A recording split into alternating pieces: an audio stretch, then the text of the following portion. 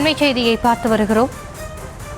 உச்சநீதிமன்ற வளாகத்தில் கூடுதல் வீரர்கள் குவிக்கப்பட்டு தீவிர கண்காணிப்பு மேற்கொள்ளப்பட்டு வருவதாக அண்மை செய்தியை பார்த்து வருகிறோம். எஸ்ஐஆர் தொடர்பான வழக்கில் மேற்குவங்க முதலமைச்சர் நேரில் வாதாட உள்ள நிலையில் இந்த நடவடிக்கை மேற்கொள்ளப்பட்டு இருக்கிறது.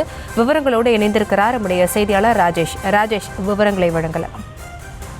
ஆசினி வணக்கம். மேற்கு வங்க மாநிலத்தில் நடக்கக்கூடிய அந்த வாக்காளர் பட்டியல் சிறப்பு தீவிர திருத்தம் அந்த எஸ்ஐஆர் பணிகளுக்கு எதிராக உச்சநீதிமன்றத்தில் வழக்கு தொடரப்பட்டுள்ளது. இந்த வழக்கு இன்று விசாரணைக்கு வரக்கூடிய நிலையில் மேற்கு வங்க முதலமைச்சரான மமதா பானர்ஜி வழக்கறிஞராக மாறி வாதாட இருக்கிறார். இதன் காரணமாக வழக்கு பெரும் எதிர்பார்ப்பை ஏற்படுத்தியிருக்கின்றது. அதன் காரணமாக வழக்கத்திற்கு மாறாக ஒரு முதலமைச்சர் வருகின்றார் என்பதனாலே ஒரு கூடுதல் பாதுகாப்பு போடப்பட்டிருக்கிறது.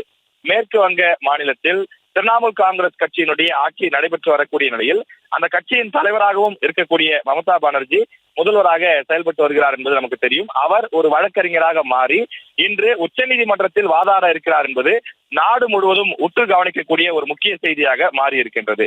தமிழகத்தை போலவே மேற்கு வங்கத்திலும் விரைவில் சட்டமன்ற தேர்தல் நடைபெற இருக்கிறது. மம்தா பானர்ஜியினுடைய திரிணாமுல் காங்கிரஸ் மற்றும் பாஜக இடையே அந்த மாநிலத்தில் கடும் போட்டி நிலவக்கூடும் என்று எதிர்பார்க்கப்படுகிறது.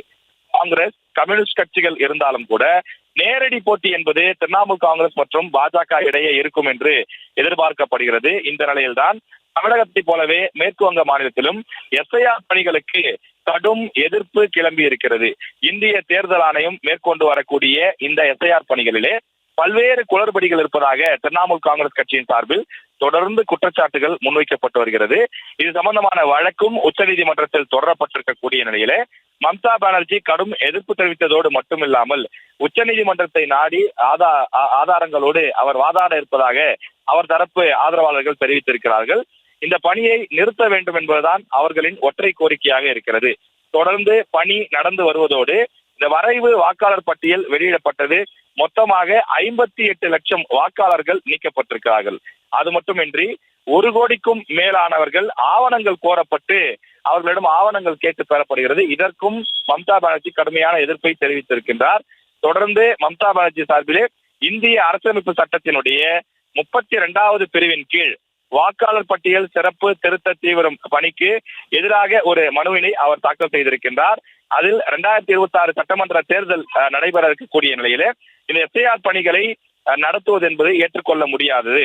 எனவே அதற்கு முந்தைய வாக்காளர் பட்டியலை வைத்து இந்த தேர்தலை நடத்த வேண்டும் என்பதுதான் அவர்களது பிரேயராக இருக்கின்றது. இந்த வழக்கு இன்று விசாரணைக்கு வரக்கூடிய நிலையிலே தலைமை நீதிபதி சூரியகாந்த், நீதிபதிகள் ஜோய்மாயா பக்சி மற்றும் விபுல் பன்சோலி அமர்விலே இந்த வழக்கு பட்டியலிடப்பட்டிருக்கிறது.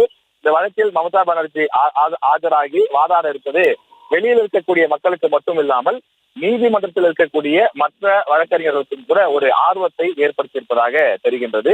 தொடர்ந்து இந்த வழக்கு தொடங்கி நடைபெறும் போது இன்னும் பல தகவல்கள் நமக்கு தெரிய வரும். விவரங்களுக்கு நன்றி ராஜேஷ்.